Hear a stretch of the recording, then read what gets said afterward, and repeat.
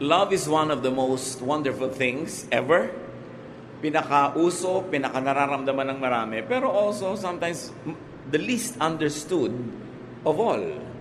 Ang pag-aaral po natin, the wonders of love. Ano ang mga hiwaga, mga kababalaghan, at mga magagandang bagay tungkol sa pag-ibig. Salamat po Diyos dahil kayo ay Diyos ng pag-ibig.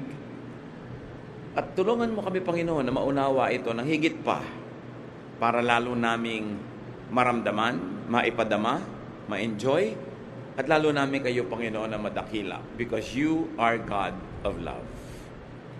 Patawarin niyo po kami sa aming mga kasalanan, palakasin niyo po ang aming katawan, ang aming isip, ang aming loob, at nawa, Panginoon, dumagdag pa sa aming dati ng alam ang ituturo niyo sa amin ngayon. Enable us to have a deeper, wider, higher understanding of love because you are love. In the name of Jesus, your Son, our Lord, we pray with thanksgiving. Amen. Romans 3:23 says, all of us have sinned and fallen short of God's glory. And Romans 3:10 says, as it is written, there is no one righteous, not even one. And Ezekiel 18:20, the one who sins is the one who will die. So everybody is a sinner, but sinners die. Sin, death, separates people from God. Yung death could mean physical, it could mean spiritual, but both forms of death mean separation. Kaya tayo nalulungkot pag may namamatay because there is separation. But eternal and spiritual death means separation from God. Now, what is the relevance of God's love to death and to separation? The wonders of God's love, number one, is God's love saves. Love offers salvation. Love makes salvation possible. John 3:16, for God so loved the world that He gave His one and only Son, that whoever believes in Him shall not perish, but have eternal life. So sa verse na ito, nakita natin ang solusyon ng Diyos sa separation. God is holy, therefore those who sin, who are not holy, cannot have fellowship with God. There can be no unity, no oneness, no companionship with God when people sin. But God loves. And because God loves people to be with Him. But how can sinners be with God who is holy? Because sin separates the holy from the sinner. At ito ang solusyon, that God gave His only Son, that whoever will believe in Him will become holy. Sin will be forgiven. The holiness of Jesus will be given to the believer. Therefore, the believer becomes holy, and therefore there is no more need to die. God's love offers salvation from sin, and God's love makes salvation from sin available in and through Jesus. That's why Jesus is Lord of love. Magandang mapag-connect-connecta natin sa ating isip at manawaan ng lubos at malalim ang kahulugan ng lahat ng ito. Na ang tao ay mahal ng Diyos, pero hindi pwedeng makipagniig, makipag-isa ang Diyos sa makasalanan. So ang ginawa niya sa kanyang pagmamahal, ay pinadala niya ang kanyang anak na si Jesus, na sa pamamagitan ni Jesus ang mananalig sa kanya ay magiging banal, therefore na-solve ang problem. People who believe in Jesus become legally holy, though actually are not. Sa totoong buhay, sa pang-araw-araw na buhay, walang banal. Kahit pa na born again ka na, kahit tumanggap ka na kay Jesus, araw-araw nagkakasala ka pa rin. Pero sa tingin ng langit, hindi ka na nagkakasala pang muli kasi yun nga ang binayaran ni Jesus. Binayaran ni Jesus yung kasalanang nagawa na, ginagawa at gagawin pa. Ang laging takot ng iba sa teaching na yan, baka daw abusuhin ng iba. No person who truly receives the love and forgiveness of God will ever use that love as a license to deliberately live in sin. That is impossible. Kaya huwag tayong sobrang mag-alala, ma-underestimate natin ang power ng Holy Spirit to convict, at yun ding conviction ng mga tao to live a righteous life. Kaya iba ayaw nila nagtuturo ng salvation which is eternal because they're afraid that it might be abused. Huwag nating i-underestimate ang pananalig ng tao, katapatan ng tao, at ang power ng Holy Spirit to convict. Love is so wonderful that it makes us sinners holy in the eyes of God. Parang yung mga magulang, kung minsan makikita mo, sobrang mali na nga yung anak, pero naiunawaan pa niya, justify pa. Kasi yung anak ko na yan, nung maliit yan nauntog yan kaya nagkaganyan. May mga justification. Yung anak ko kasi na yan, medyo napabayaan ko nung maliit ako, hindi ko naalagaan, kaya naging ganyan. Kahit ang daming ginagawang mali ngayon, ayaw sasabihin yung anak. Tao pa tayo, at pag-ibig lang ng tao sa anak ng tao yon. Ano pa yung pag-ibig ng Diyos? Through Jesus, that can justify sinners. At hindi naman naging libre, may bayad. Ang nagbayad ay ang anak ng Panginoong natin sa langit, si Jesus mismo. That's why that alone makes love very wonderful. Napapaganda ng pag-ibig yung hindi maganda. Napapalinis yung hindi malinis. That's why sa tingin ng Diyos, ang mga tumanggap kay Jesus ay malinis, banal.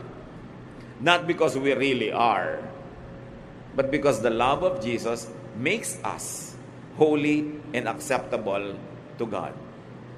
Another wonder of love is that love identifies God's children.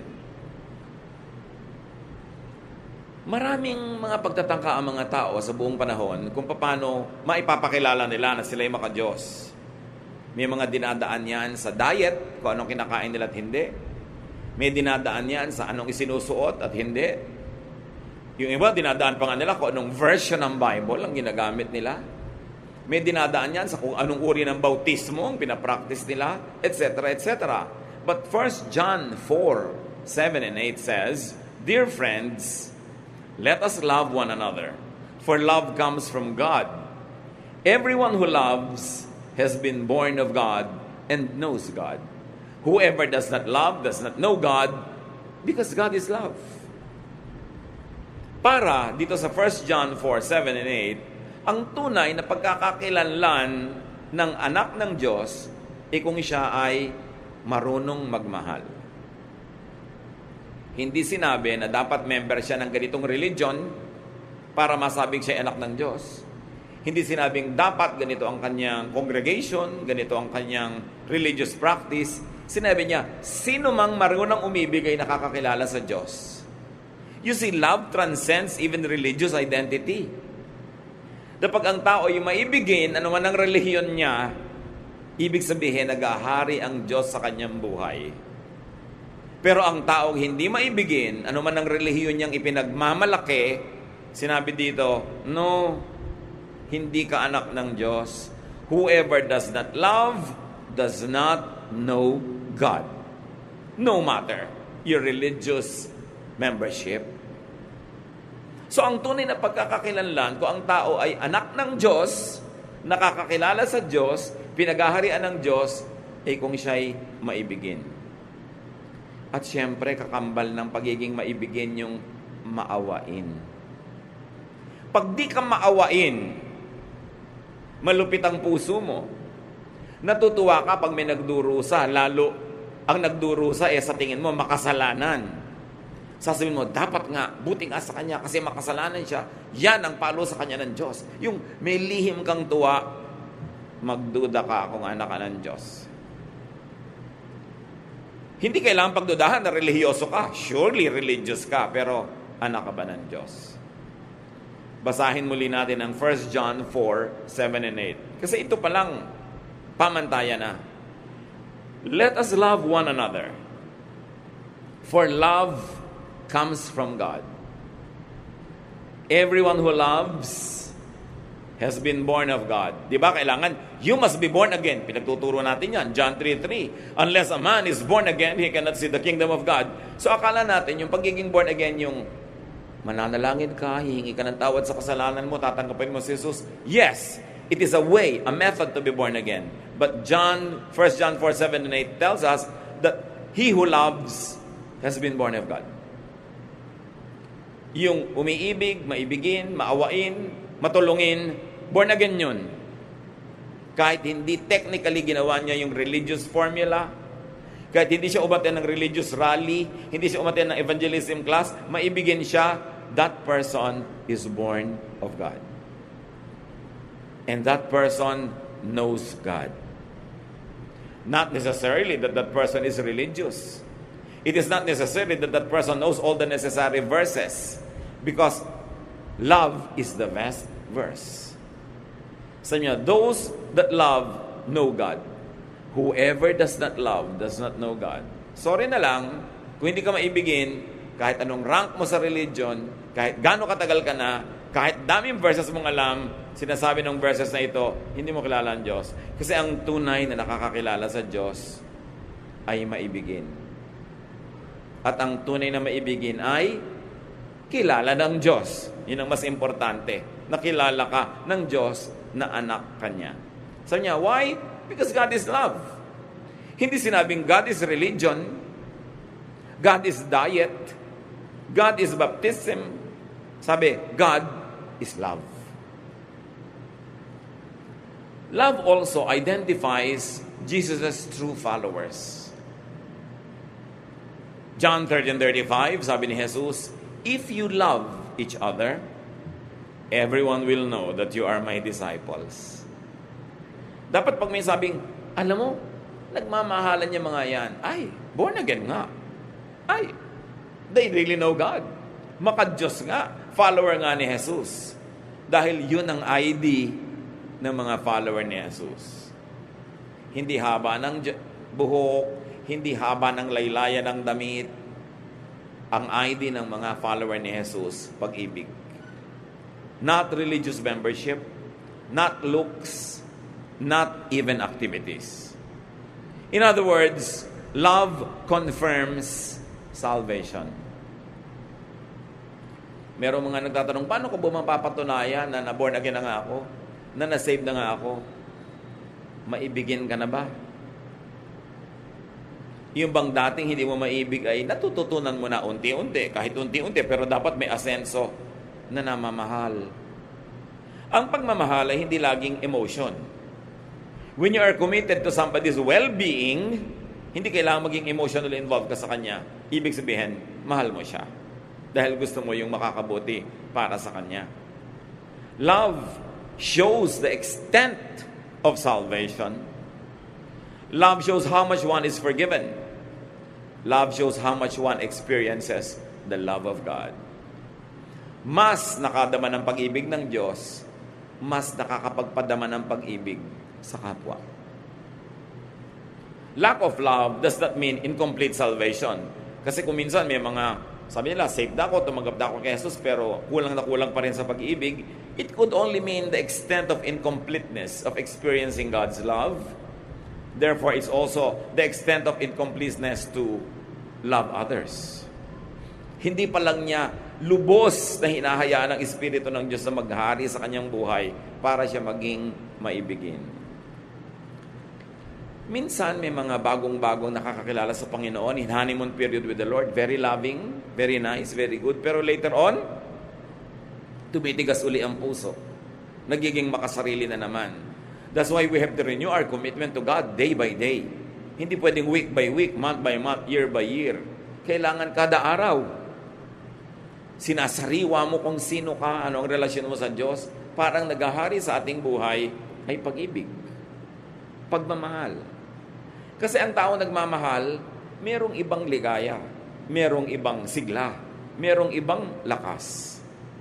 At itong pagmamahal natin sa Diyos, na pinakamabuting maipakita sa pamamagitan ng pagmamahal sa kapwa-tao, ito talaga ang nagbibigay sa atin ng iba yung lakas na espiritual. Kaya nga kung minsan, yung mas malinaw na galing sa makasalanang buhay, yung mas malalim ang pinaghugutan na dilim, yun ang nagiging mas maibigin sa Diyos at sa kapwa pag nakakilala na sa Panginoon.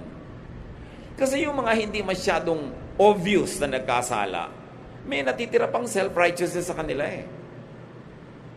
Sasabihin na, hindi naman malaki ang naging kasalanan ko.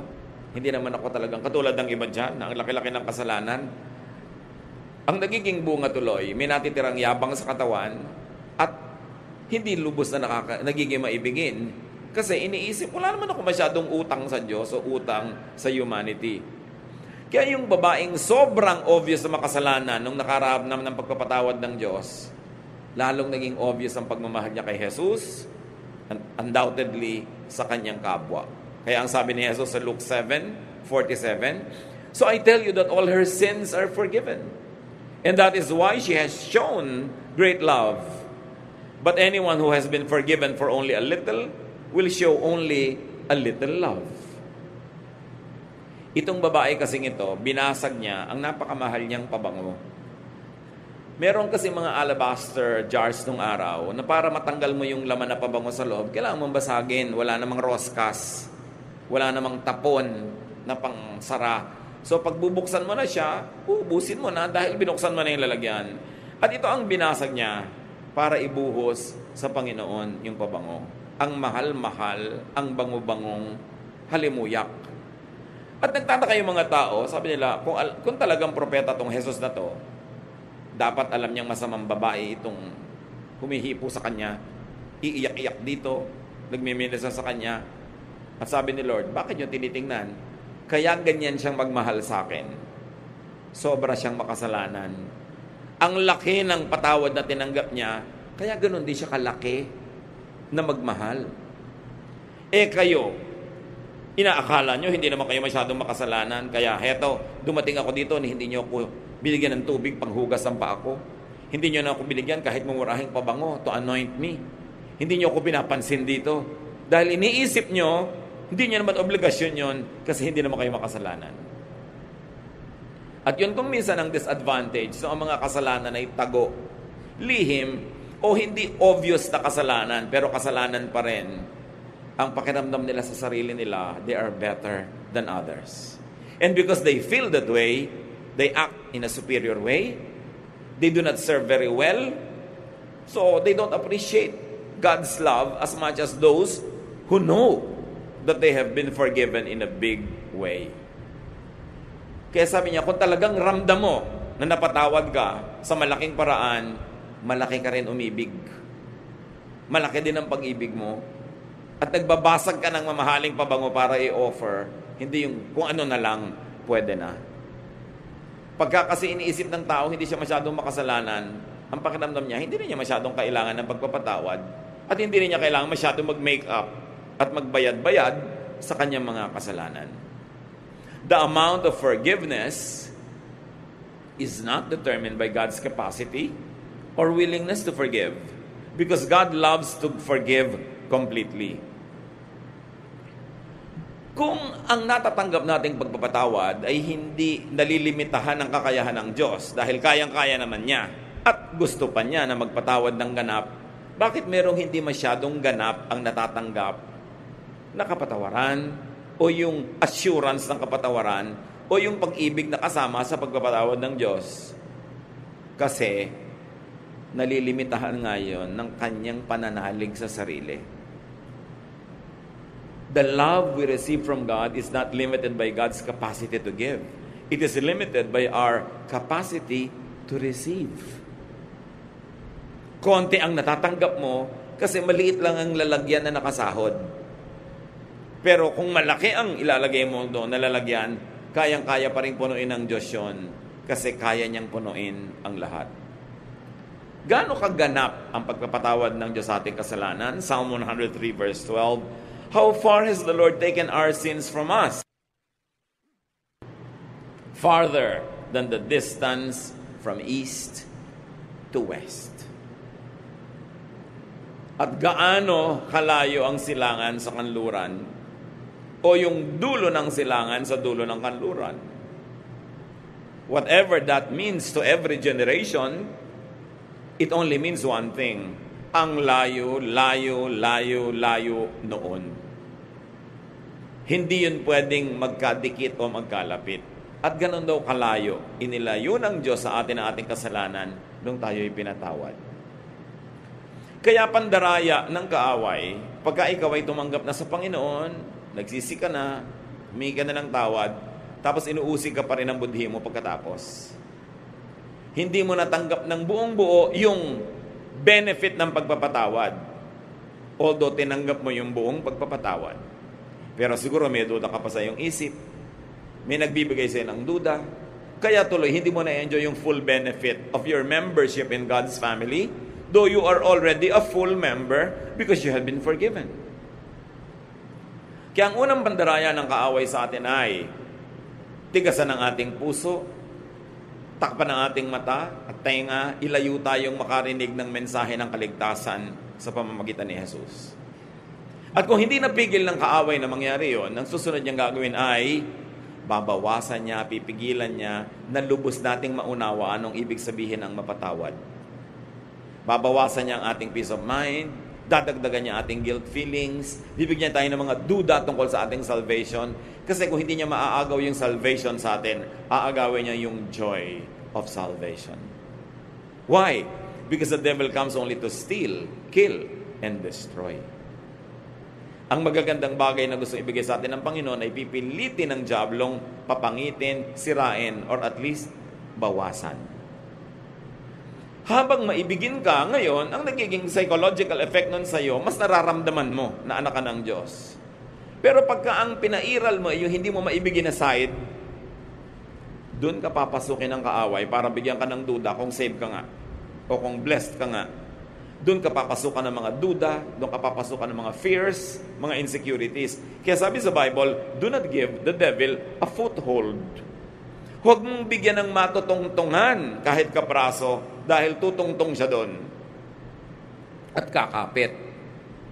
At pag hindi ka maibigin, alam niyo sa puso ng tao, merong maibigin na side at merong hindi maibigin na side. Pag ang sinunod mo yung hindi mo maibigin na side, doon ka nagpapapasok kay Satan ng mga influences niya. Kaya yung mga hindi maibigin, mas maraming multo sa buhay yan eh. Mas maraming fears. Mas maraming selfishness. Kahit naman sila gano'n ka-selfish, hindi pa rin sila masatisfy sa selfishness nila, palala lang ng palala. That's why do not give the devil a foothold. And one of the best ways to not give the devil a foothold is to exercise love instead of hate. To be loving instead of unloving. Kasi pwede mong pagpilian, kapatid, at any day, any moment, kung alin sa yung dalawang mukha ang hiharap mo sa tao, yung maibigin o yung hindi. But when you show them your loving face, and when you extend to them your loving arm instead of your punishing arm and hands, when you give them your love instead of your hatred, when you give them your understanding and forgiveness instead of judgment, inuubusan mo ng space si Satan sa iyong puso. Nilalakihan mo yung space for Jesus. At ang resulta nun, mararamdaman mo sa iyong personal life. Mas payapa, mas tahimik, mas nagtitiwala, mas masaya. The amount of forgiveness that we receive is determined by how much people confess and surrender to God. So, kung ang pinagtatapat mo, ang hinihingi mo ng tawad ay ito lang, yun lang ang mararamdaman mo na napapatawad. Kaya, dapat kompleto eh. Magsusuko ka sa Diyos, buo. A one-half Christian is a one whole lie. It is a one whole nonsense. Kailangan buo. Kaya ang gusto ng Lord, laging buo. Sabi niya, huwag niyong asahan na kung nagdadalawang loob kayo, hati ang loob niyo. Para kayong isang dumilang na sinisiklot-siklot ng alon, kung saan kayo hipa ng hangin, doon kayo pupunta. Kung nagdadalawang loob kayo at hati kayo, huwag niyong asahan na mapagpapala kayo ng Diyos. Ang gusto niya, buo. Buuin. At sapagkat hindi tayo perfect, siguro hindi mo laging 100% maibibigay, pero kung 99, 95, 97, bibilangin na yun as buo. Kesa 2, 3, 30, 24. Sobrang daming kulang nun. Kaya magmamahal na lang tayo, sige na, magmahal ka na. Maglilingkod ka, yung best mo. You're going to give your best. Give your alabaster jar of perfume. Hindi yung kung ano-ano lang. Kasi dapat buo. At yung buo lang ang paglapit sa Diyos, ang makakatanggap din ng buong pagpapala. Hindi kapra-kapraso, hindi punit-punit, hindi pilas-pilas, hindi kakaunti. Another wonder of love is that love erases sin. Nabubura ang kasalanan. 1 Peter 4:8. Above all, love each other deeply because love covers over a multitude of sins. The Contemporary English Version says, love wipes away many sins. But the wonder of this verse is in its Greek original, not in its English translations. Kasi yung Greek rendering of 1 Peter 4:8, parehong pwedeng basahin mo na pag may pag-ibig, nabubura ang mga kasalanan ng nagpatawad at kasalanan ng pinatawad. Pwede mong basahin both ways. Kaya sa English, hindi mo, ang tanong mo kung ikaw ay masuriin mag-aral, okay, love covers over a multitude of sins. Whose sins are covered? Sin ba nung pinatawad at minahal o sin nung nagmahal at nagpatawad? But the Greek rendition could be read both ways. Therefore, that was the intention of the Spirit when the verses were written in Greek. That when you love, your love erases the sin of the object of your love, but it also erases yours.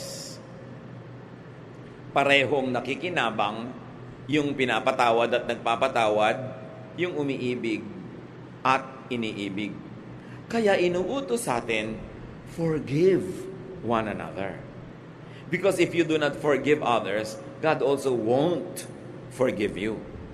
Because if your love or lack of it will not erase other people's sins, there's also no love that will erase your own sin. Kaya napakalaking benepisyo na magmahal. Huwag kang magkwenta. Huwag mo sabihing, nalugi ako sa pagmamahal sa'yo. Nalugi ako sa pagpapatawad sa'yo. Nalugi ako sa paggawa sa'yo ng mabuti. No, dahil sa iyong pag-ibig, siya at ikaw na umibig ay parehong nakikinabang. Pero siyempre, kung tayo naman yung tumatanggap ng pag-ibig ng kapwa, lalo pagpapatawad ng kapwa, mainam na kahit siya may premyo na sa Diyos, meron pa rin siyang premyo galing sa atin na napatawad at tumanggap ng kanyang pag-ibig. Huwag natin sasabihin, dahil minahal mo ako, tinulungan mo ako, Diyos na ang bahala sa'yo. Dapat, gagawa tayo ng paraan na tayo man magsukli. Pero kung ikaw yung nagbigay, tas hindi ka nasukli anong tao, ibukas mo ang mata mo sa ibinigay sa'yo ng Diyos. Dahil pati ang iyong mga kasalanan ay nabubura pag nagpapatawad ka at bumubura ng kasalanan ng iba. God's love in and through Jesus covers over and wipes away people's sins. Love for one another covers over and wipes away other people's sins and one's own sins. Ano ang napakalinaw na moral lesson yan agad, mga kapatid? If you can't be sinless, love all the more. Kung hindi ka makapamuhay ng walang kasalanan, nagkakaroon ka pa rin ng mga kasalanan, anong ipambubura mo doon? Pag-ibig sa kapwa. Pagmamahal. Kaya mas marami kang hindi malampasan pang kasalanan, hindi mapagtagumpayan, mas sikapin mo maging maibigin, patawad sa kapwa. Kasi sa pagbubura mo ng kasalanan nila, dahil minamahal mo sila, pati ang sayo nabubura. Baligtarin yung mga kapatid. Kung di kayo marunong magpatawad, ano nangyayari sa mga kasalanan nyo? Di rin napapatawad. Pag hindi kayo marunong magbura ng utang ng iba, ang utang nyo rin hindi nabubura. Kaya sa Matthew chapter 6, ang linaw ng sinabi sa Lord's Prayer, forgive us as we forgive those who sin against us. Patawarin mo kami, gaya rin naman ng pagpapatawad namin sa nagkakasala sa amin. Kung nagpapatawad kami ng kalahati lang, Lord, di kalahati lang din ang kasalanan ko ang patawarin nyo. Kung di po ako nagpapatawad, di huwag nyo akong patawarin. Pero Lord, nagpapatawad po ako, kaya patawarin nyo na rin ang mga kasalanan ko. Yang pag-ibig, mas kailangan yan ng mga hindi makapagtagumpay sa mga kasalanan. Kasi kailangan may mambura ng ating mga kasalanan.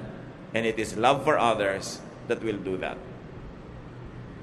Matthew 22:37 to 39. Nung tinanong si Jesus kung anong pinakamahalaga sa lahat, sa mga utos, sabi niya, love the Lord your God with all your heart, soul, and mind.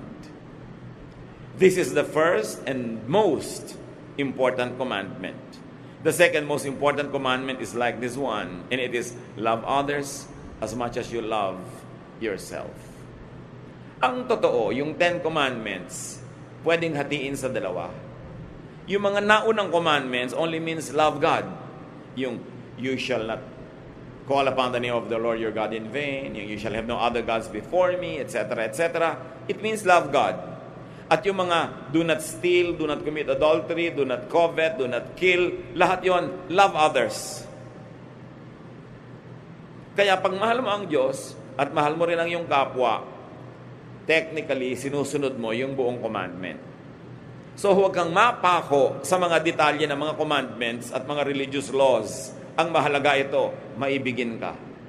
At pag maibigin ka, mapansin mo man o hindi, natutupad mo, nasusunod mo ang kautusan. Kasi ang kautusan, nakakalito sa mga detalye. Pero ang ibig sabihin lang, maging maibigin ka. Tulad ng, bakit ang mga babae sa Corinth ay inuutosang magbelo? Kasi ang lalalim ng mga damit nila, yung mga dibdib, yung mga likod, nakakaakit sa mga lalaki sa worship, na nakatingin na sa batok nila, tinititigan na yung mga buhok nilang umaakit sa batok nila patungo sa likod ng tenga nila, nawala na sa pag-worship ang mata ng lalaki. Kaya maibigin ka, magbelo ka para di ka titigan at nang walang tukso. So, maibigin. Pag sinabing huwag kang kumain ito dahil may na-offend, kasi na-offend sila, huwag na lang sila ma-offend. O sige, hindi ko na lang kakainin, maibigin ka nun.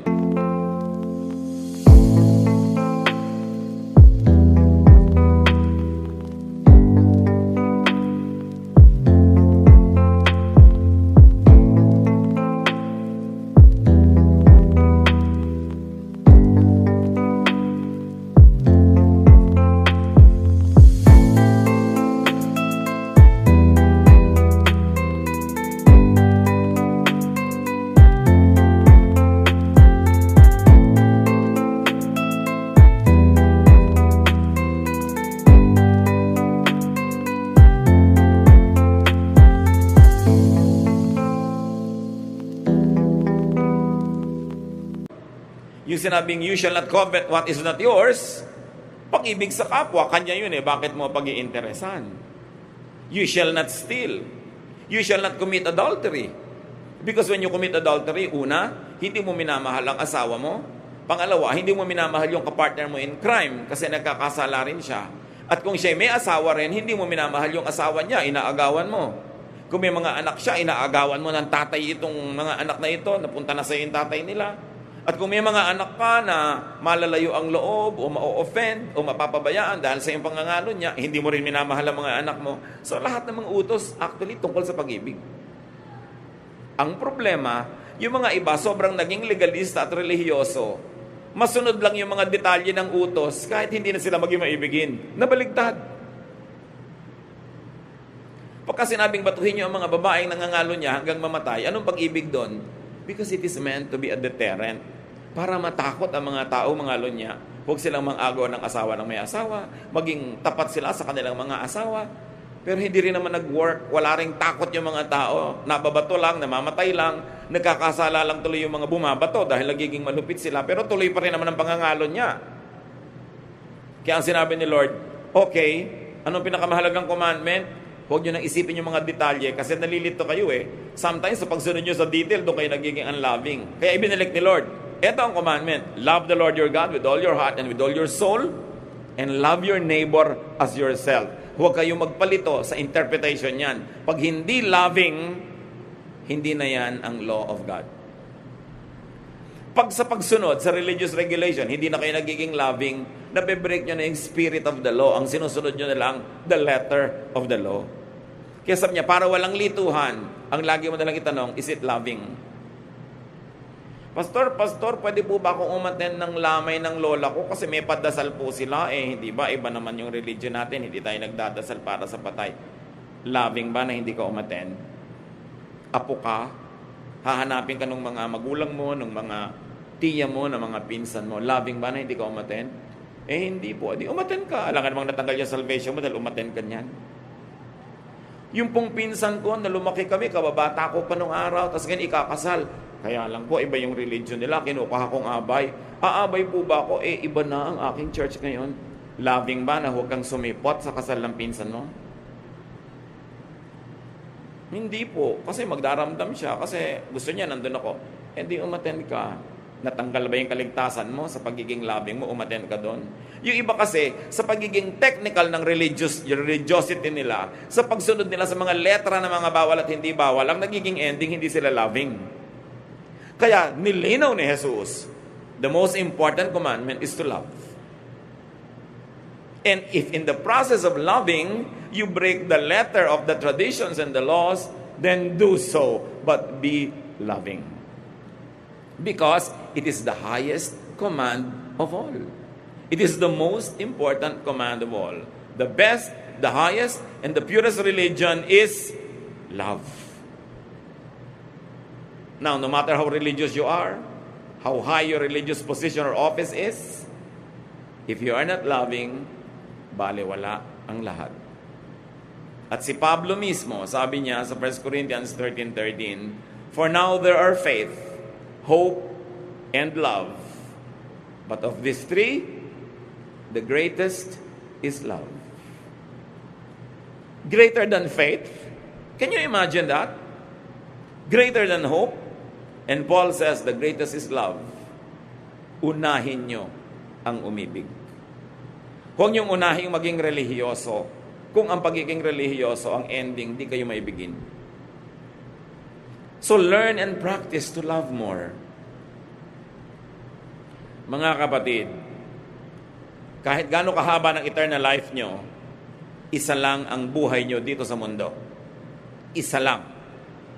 Minsan lang. Huwag niyong palampasin na hindi kayo nagmahal at hindi kayo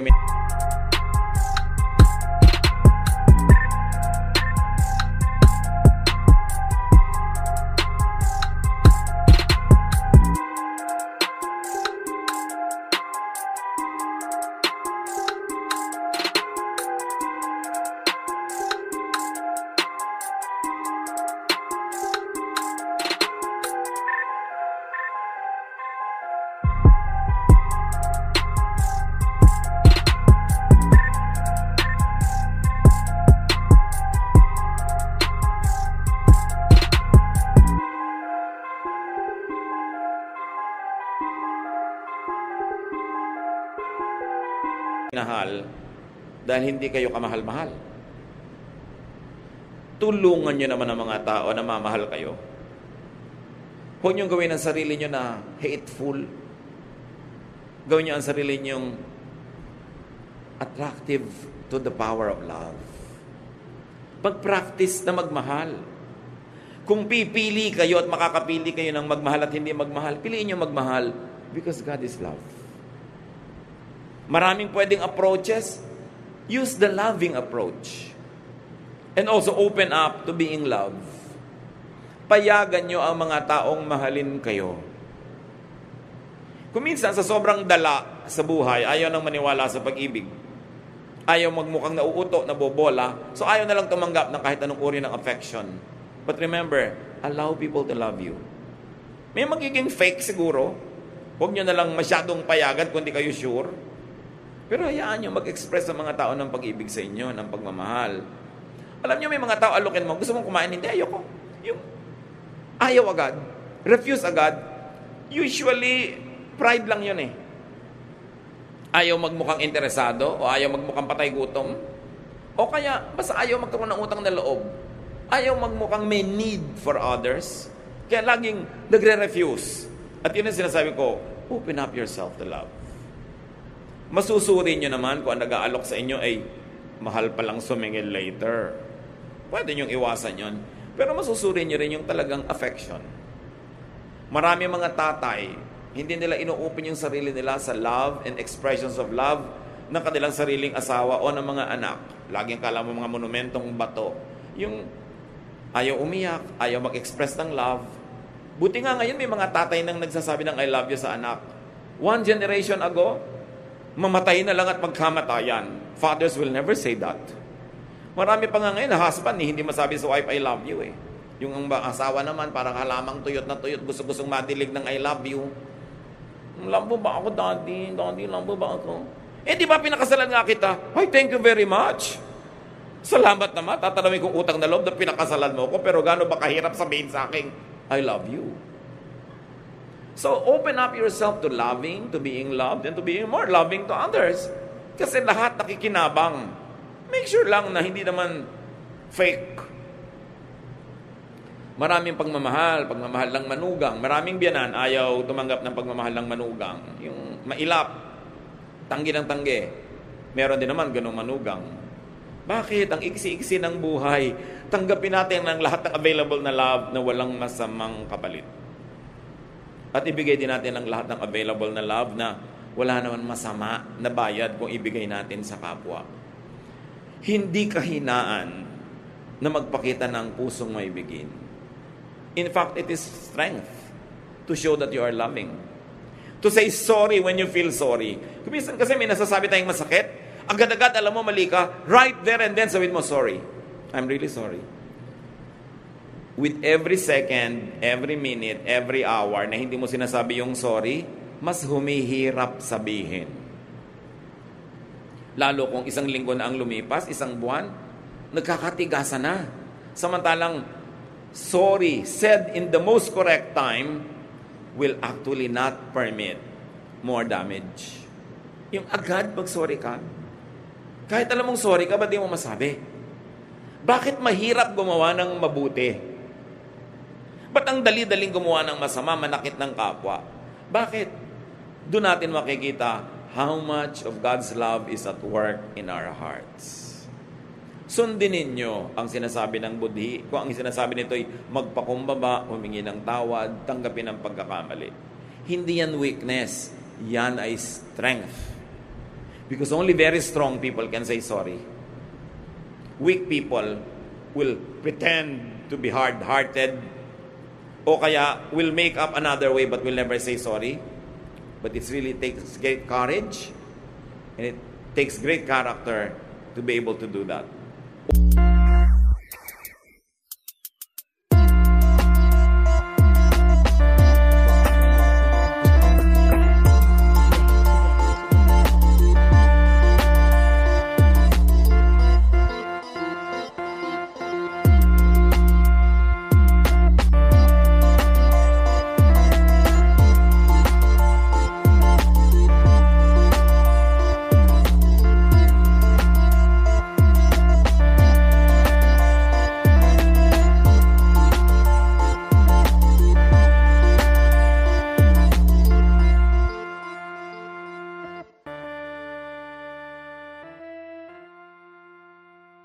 Open up to being loved and let people love each other. Huwag kayong mainis, mainggit pag may nagmamahalan. Mabuti nga, there are 2 less lonely people in the world. Tapos mangongontrabida ka pa pag may nagmamahalan. Alam nyo ba na may mga biyena na nabubuisit pag yung anak nila at yung manugang ay lovey-dovey? Bakit? Mabuti nga may nagmamahal sa anak nyo at may minamahal siya.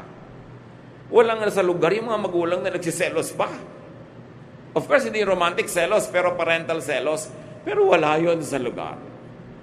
Marami ring mga manugang nagsiselos sa biyanan. Inis na inis sa anak pagka nagpupunta yung anak doon sa nanay niya. Magkaiba naman kayo ng sitwasyon ng biyanan mo, so hindi kayo dapat magselosan. Hindi kayo magkatalo. Magkaiba kayo. You are in another level. Kaya kailangan mag-mature tayo. Payagan din natin ang mga taong magmahalan. Sabi nga nung isang tula, better by far you should forget and smile than that you should remember and be sad. Yun ang pagmamahal. Mabuti nang malimutan mo ako habang malayo ka. Kesa naman naaalala mo ko malungkot ka, limutin mo na ako na masaya ka. Love, ha? Pero iba, bakit ang saya-saya mo dyan? Nakita ko sa Facebook, ang laki-laki ng tawa mo. Anong gusto mo? Malungkot ako, ikaliligaya mong malungkot ako dahil wala ako sa feeling mo. What kind of love is that? Allow people to be happy. And allow yourself to be happy. Pero siyempre may hangganan yung asawa mo at hindi mo asawa, magkaiba yun. Dapat hindi ka doon kumukuha ng ligaya sa hindi mo asawa. At huwag mo nang piliting paligayahin yung hindi mo naman asawa. Ang dami namang mapapaligaya, mga ulila dyan. Diba? Mga ibang mga kawawa. Pero ilagay sa lugar, mga kapatid. How much do you love your spouse? Ipagpalagay na 80 o 85%. Ganon din mo ba ine-express or less? Dapat pareho lang. Dapat nga mas mataas pa doon yung rating. Love. Be loved. At tulad ng sinabi ko mga kapatid kanina, help others love you. Bawasan yung mga pangit na ugali. Gawin natin mas masaya tayong kasama, mas mabuting kasama, para madali tayong ibigin. Kasi pag hindi tayo naiibig ng iba, pati sila nagsasuffer, pati sila nalulugi. So, be lovable and love because God is love. Ama namin sa langit. Dapat alam na namin ang mga bagay na ito, pero masarap na ginugunita, inaalala, sinusuri ang mga sarili namin. Loving ba kami? Yung mga tao na right nila na tumanggap ng pag-ibig sa amin, tumatanggap pa sila, O Diyos? At yung mga taong duty nila na mahalin kami, pinapanindigan ba nila yung duty na yon? Nagkakagulo-gulo ang mundo dahil kung saan-saan kaming mali tumatayo. Turuan mo kami, Lord, na maging maibigin, mahalin sa tamang paraan, ang mga tamang taong dapat mahalin sa paraan na yon, at huwag kami magmahal sa maling paraan. Huwag kami padala sa mga romantic love na nakakasira ng pamilya ng may pamilya, na nangaagaw ng asawa ng may asawa. Turuan mo kami, Lord, to love with godly love. Yung pag-ibig na galing sa inyo, malinis, mabuti, mabait. At ganon din naman, turuan mo kami maging appreciative of other people's love and their expression of it. Huwag kami ma-conscious. Huwag kaming maging uncomfortable when people love us. Teach us, Father. Pagbulay-bulayan natin, sumandali ang kahulugan nito sa ating buhay. Minsan lang tayong mabuhay sa mundo. Kailangan natin ng pagmamahal at kailangan din natin magbigay nito. Lord, ngayon sa ilang saglit ng aming pananahimik, ipaalala nyo sa amin kung may pagkukulang kami sa mga taong dapat namin mahalin. Ipaalala nyo rin kung may pagkukulang kami in a way na hindi namin tinutulungan yung iba na maging kaibig-ibig kami. At ipaalala nyo rin, Panginoon, kung tumatanggi kami sa pag-ibig na dapat naman naming tanggapin. Let love rule our lives, and let our life and our faith be defined by love. Spend some time with our loving God